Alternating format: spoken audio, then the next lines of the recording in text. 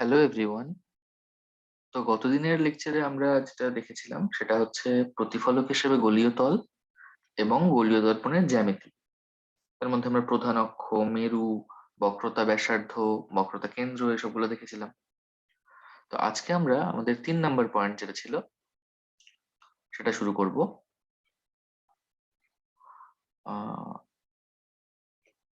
সেটা হচ্ছে গোলীয় দর্পণে প্রতিফলন।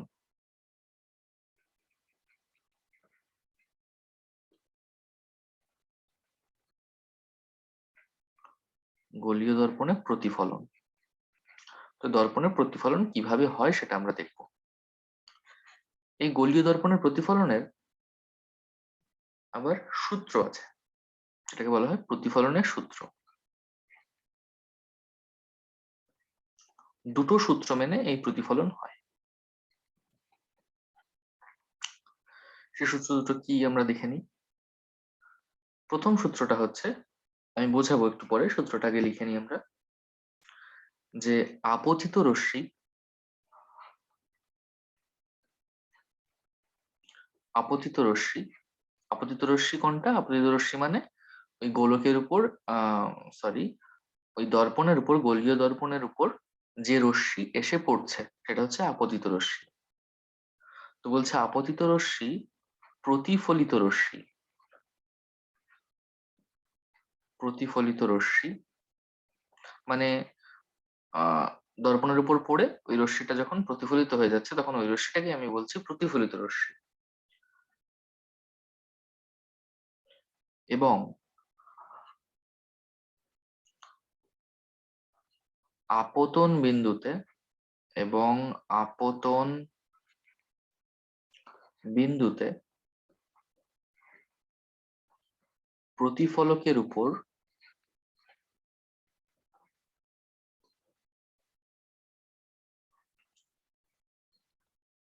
অঙ্কিত অভিলম্ব, আমি বলছি এটা কি জিনিস অভিলম্ব। এটা অভিলম্ব। তো আপতিত রশ্মি, প্রতিফলিত রশ্মি এবং এই অভিলম্ব এরা একই সমতলে থাকে,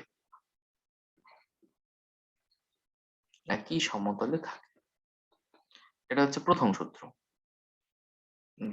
দ্বিতীয় সূত্র হচ্ছে আপতন কোণ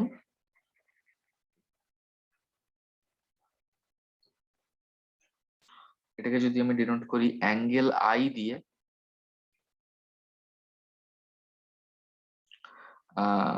আই কেন দেওয়া হয়? ইনসিডেন্স মানে হচ্ছে আপতন ইংরেজিতে, তো সেই জন্য আপতন কোণ সমান প্রতিফলন কোণ।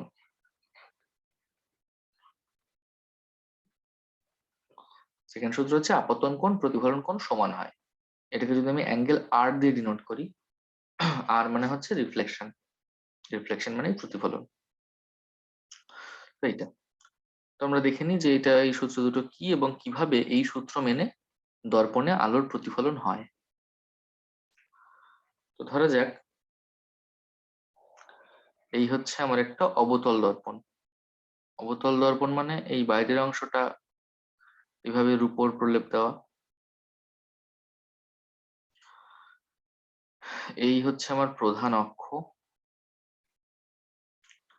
এবার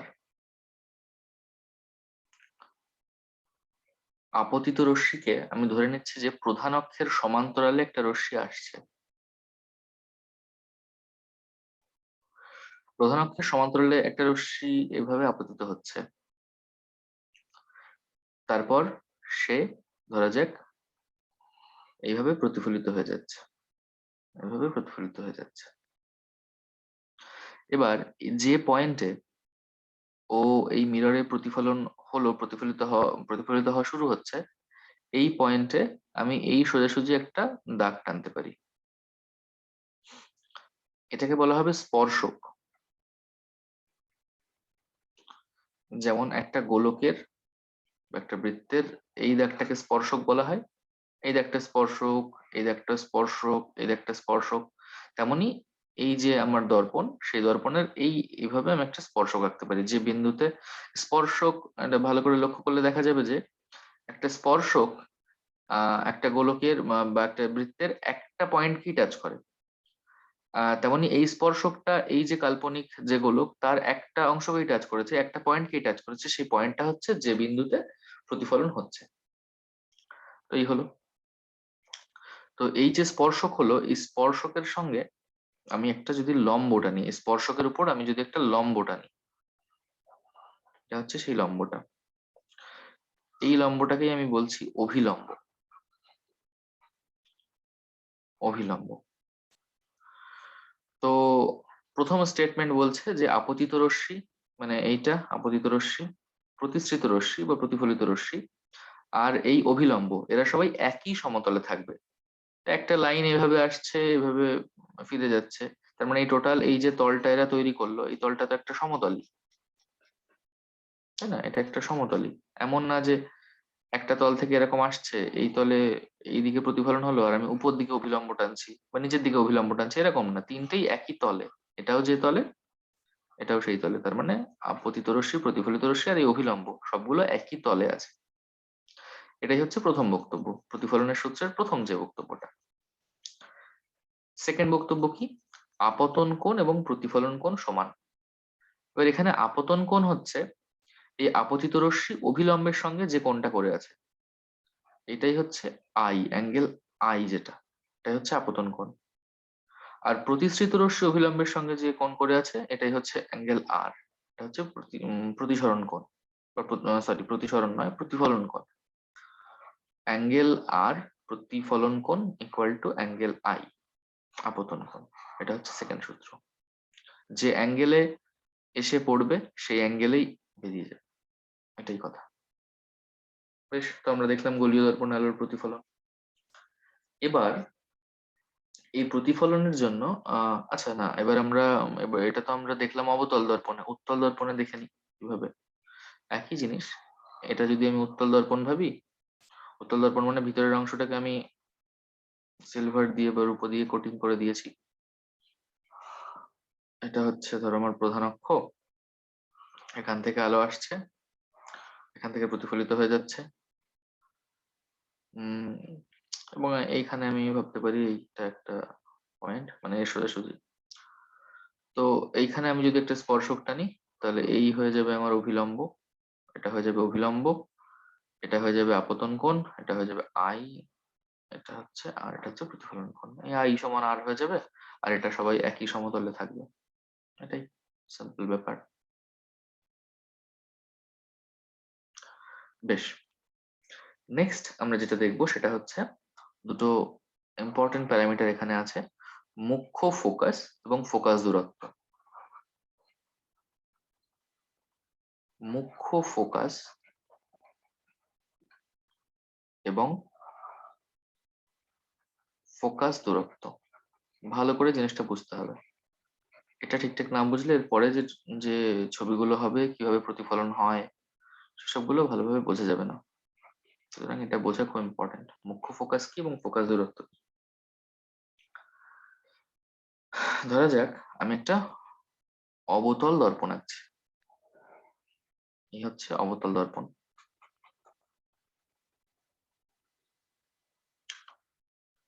এই হচ্ছে আমার প্রধান অক্ষ। এবার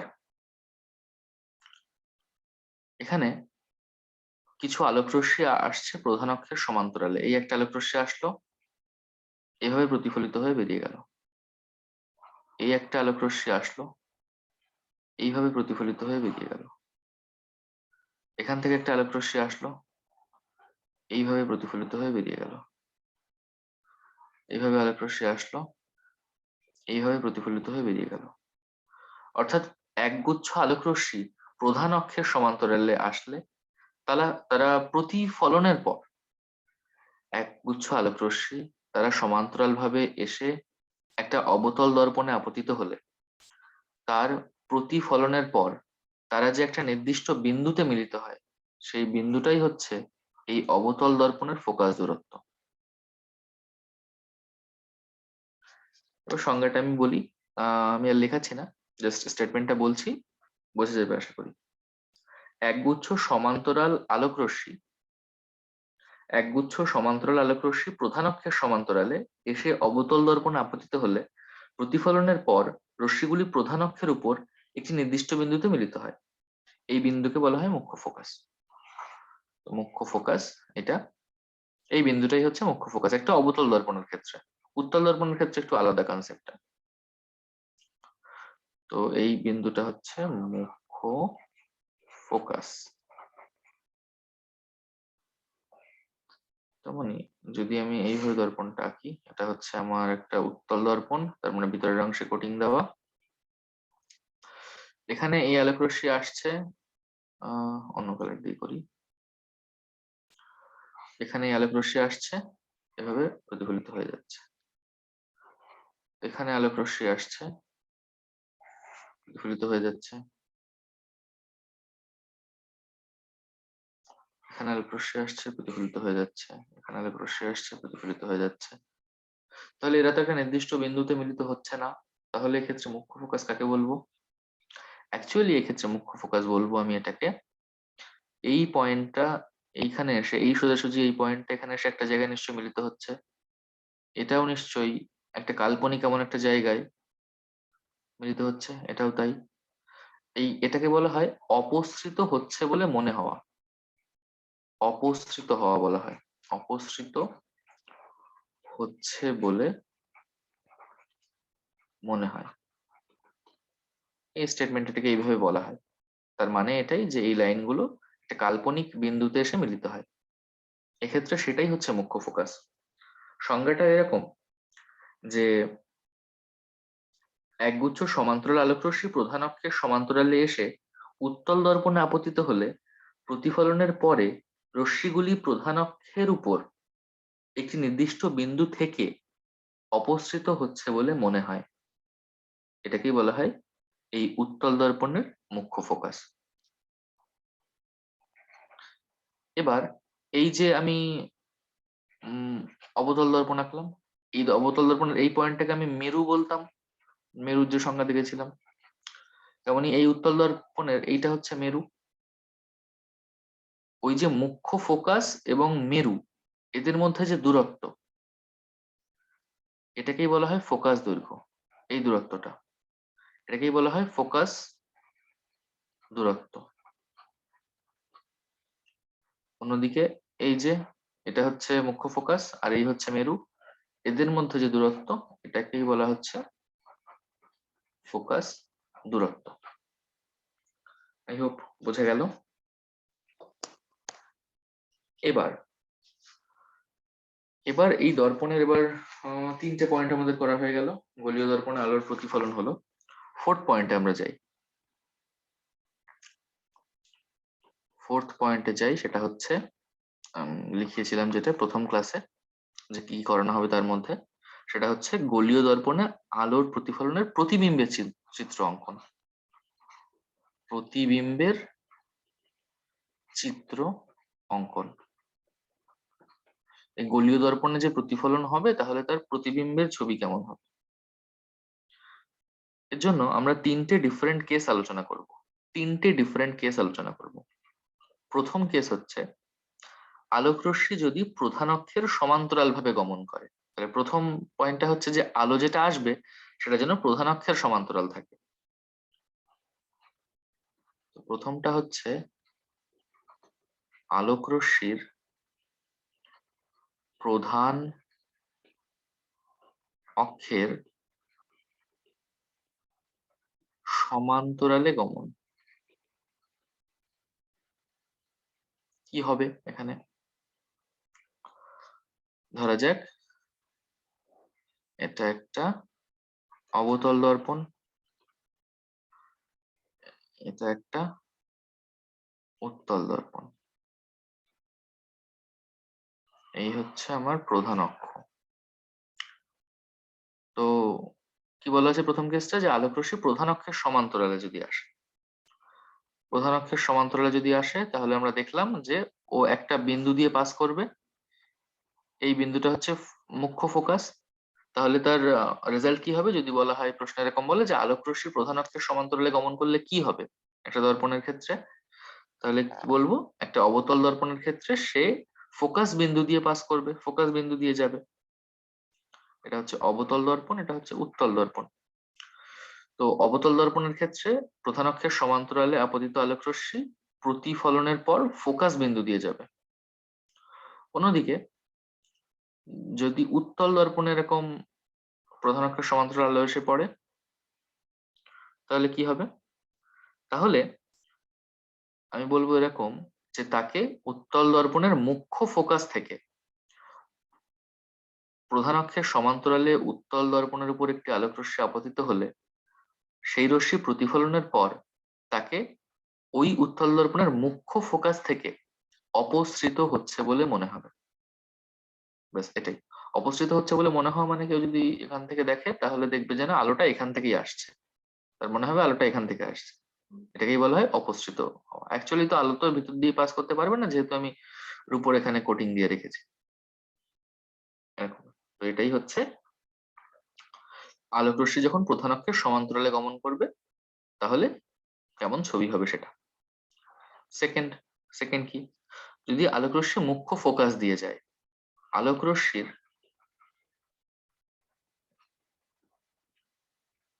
মুখ্য ফোকাস দিয়ে গমন, মুখ্য ফোকাস দিয়ে গমন, দেখা যাক কি হয়। মুখ্য ফোকাস দিয়ে গমন, এই হচ্ছে অবতল লেন্স, সরি লেন্স না দর্পণ। তো এখানে বলছে এই হচ্ছে ধরো ফোকাস বিন্দু, বলছে যে আলোক রশ্মি সেটা হচ্ছে ফোকাস বিন্দু দিয়ে যাবে। ফোকাস বিন্দু দিয়ে যদি এরকম ফোকাস বিন্দু দিয়ে যায়, সে প্রতিফলনের পর প্রধান অক্ষের সমান্তরালে প্রতিফলিত হবে। প্রতিফলনের পর সে প্রধান অক্ষের সমান্তরালে যাবে।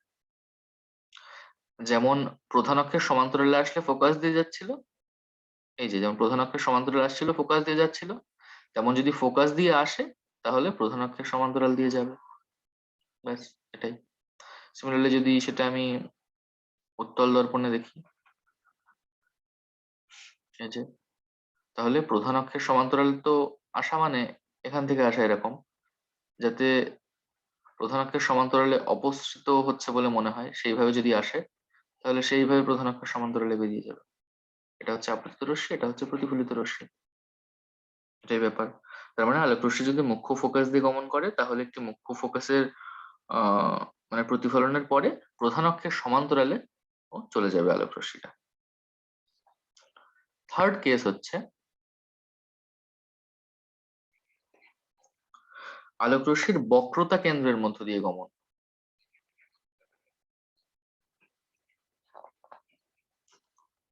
বক্রতা কেন্দ্রের মধ্য দিয়ে গমন, এটা খুব ইম্পর্টেন্ট। কেন? কারণ এই বিন্দুটা কিন্তু মুখ্য ফোকাস এফ, কিন্তু বক্রতা কেন্দ্র হচ্ছে ওই গোলকটা যে কাল্পনিক গোলকের ওই দর্পণটা যে কাল্পনিক গোলকের অংশ, তার যে কেন্দ্র, সেটাই এটাই হচ্ছে বক্রতা কেন্দ্র। এই কেন্দ্রটা আর এই যে ফোকাস সেটা কিন্তু এক কেন্দ্র নয়, সেটা এখানে হতে পারে এখানে হতে পারে, কোথায় হবে আমরা সেটা দেখবো অ্যাকচুয়ালি, কিন্তু দুটো কিন্তু এক নয়। কোনো কোনো কেসে এক হতে পারে, কখনো এক হয়, সেসবগুলো আমরা দেখবো এক এক করে, কিন্তু দুটো আপাতত এক নয়।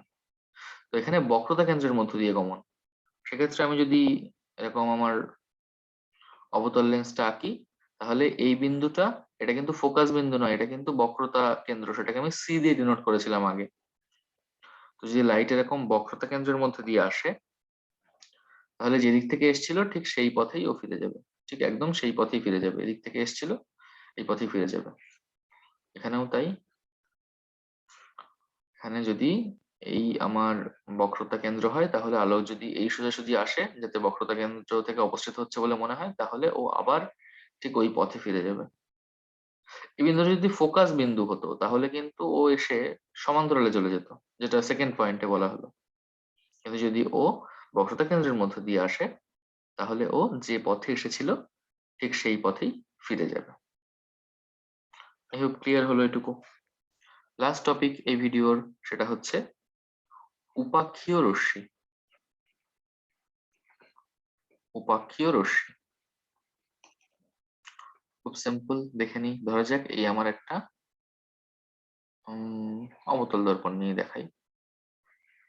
আমার একটা অবতল দর্পণ রয়েছে, তার মানে বাইরের দিকটা কোটিং দেওয়া, প্রলেপ দেওয়া আর কি। এই হচ্ছে আমার প্রধান অক্ষ।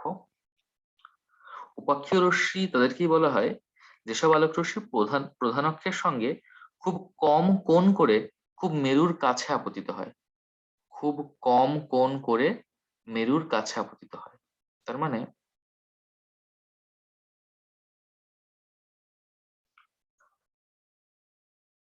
প্রধান অক্ষের সঙ্গে সমান্তরাল না, খুব কম কোণ করে মেরুর কাছে আপতিত হয়, এরকম। হয়তো এরকম ভাবে চলে যায়, এরকম খুব কম কোণ করে।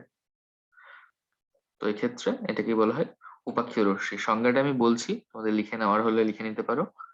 সংজ্ঞা এরকম যে যেসব আলোক রশ্মি প্রধান অক্ষের সঙ্গে খুব কম কোণ করে দর্পণের মেরুর খুব কাছে আপতিত হয় তাদেরকে উপাক্ষীয় রশ্মি বলে। এবার যে কোনো একটা দর্পণের এই যে বক্রতা কেন্দ্র, সেই দর্পণের যে টার্মিনাল যেটা, তার সঙ্গে এই যে কোণটা, এটাকে বলা হয় উন্মেষ। দর্পণের বলা হয় উন্মেষ।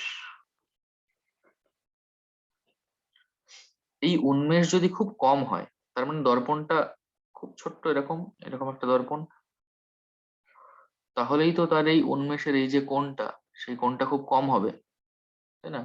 দর্পণটা যদি এরকম না হয়ে এরকম হতো, তাহলে উন্মেষ আরো কম হতো।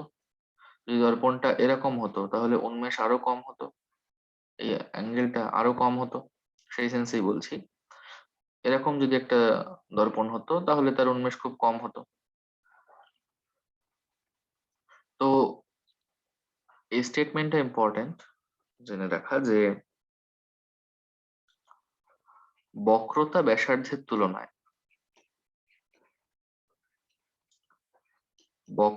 ব্যাসার্ধের তুলনায় উন্মেষ খুব কম হলে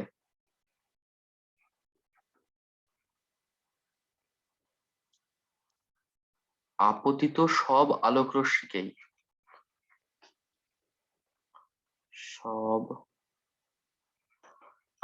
রশ্মিকেই উপাক্ষীয় রশ্মি হিসেবে ধরা যায়। উপাক্ষীয় রশ্মি হিসাবে ধরা যায়। একটু বুঝে নিয়ে এটা কি বলতে চাইছে। উপাক্ষীয় রশ্মি কি, যে প্রধান অক্ষের সঙ্গে খুব কম কোণ করে আসে এবং বেরিয়ে যায় এরকম, এবং মেরুর কাছে আপতিত হয়। যদি উন্মেষ খুব কম হয়, তার মানে তো দর্পণটা ইটসেলফ ছোট খুব। তাহলে এইটুকু যদি একটা ছোট্ট দর্পণ হয়, তার মানে এখানে যে রশ্মি আপতিত হবে, সে তো প্রধান অক্ষের সঙ্গে খুব কম কোণ করে এই মেরুর কাছে আপতিত হচ্ছে। তার মানে সেখানে সব আলোক রশ্মিকেই আমি সব আলোক রশ্মি তো তখন সেখানে দর্পণের মানে মেরুর খুব কাছে আপতিত হবে। কারণ দর্পণটাই তো অ্যাকচুয়ালি এত বড় না। এত বড় যদি হতো, আলোক রশ্মি এখানে এখানে এখানে আপতিত হতে পারতো। মেরুর কাছে যেটা হতো সেটাকে আমি না হয় বলতাম উপাক্ষীয় রশ্মি। কিন্তু দর্পণটা খুব ছোট, উন্মেষ যেহেতু কম, তাই এখানে যে আলোই পড়বে তা প্রায় সবই মেরুর কাছে যাবে। এই জন্য এই যার উন্মেষ কম, সেই রকম দর্পণের ক্ষেত্রে আপতিত সব আলোক রশ্মিকেই আমি আমি উপাক্ষীয় রশ্মি হিসেবে কল্পনা করতে পারি।